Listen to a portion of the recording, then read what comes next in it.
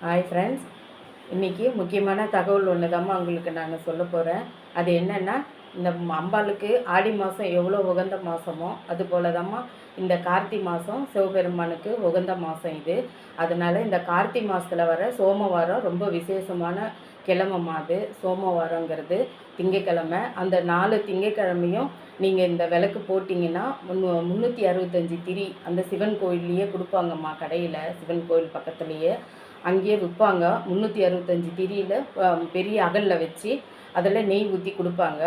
அதில் அந்த விளக்கு நீங்கள் சிவபெருமானுக்கு போட்டிங்கன்னா நீங்கள் நினச்சது நடக்குமா. ஏன்னா இது அனுபவ ரீதியாக நானும் பலன் அடைஞ்சிருக்கேன்.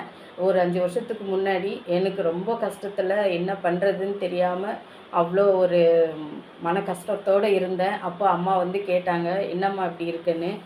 எனக்கு ரொம்ப கஷ்டமாக இருக்குது, இது எப்படி நடக்கும்னு தெரியலம்மா அப்படின்னு சொல்லிகிட்டு இருந்தேன்.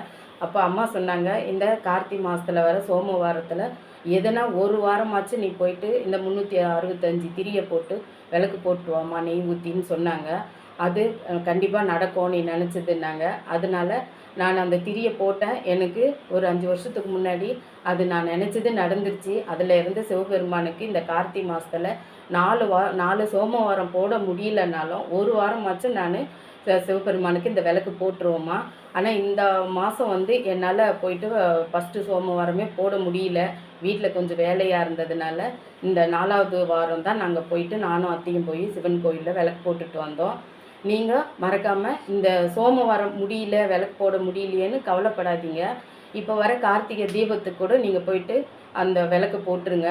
கோவில் எங்கே பக்கத்தில் சிவன் கோவில் இருந்தால் நீங்கள் காலம்பரை எந்திரிச்சு குளிச்சுட்டு தலை குளிச்சுட்டு நீங்கள் போயிட்டு அந்த 365 திரியை போட்டு நெய் ஊற்றி விளக்கு போட்டுருங்க. அப்படி காலையில் முடியல, அப்போ சாயந்தரம் தான் முடியும் அப்படின்னாலும் நீங்கள் போயிட்டு அந்த திரியை போட்டு விளக்கு போட்டுருங்கம்மா.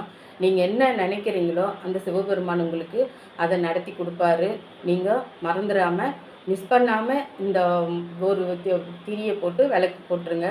நீங்கள் வந்து ஒரு வருஷத்துக்கு சிவன் கோவிலுக்கு போயிட்டு வந்த பலன் அது உங்களுக்கு அந்த விளக்கு போட்டதில் கிடைக்குமா. நீங்கள் நினச்சதும் நடக்கும். அதை மறந்துடாமல் செய்யுங்க.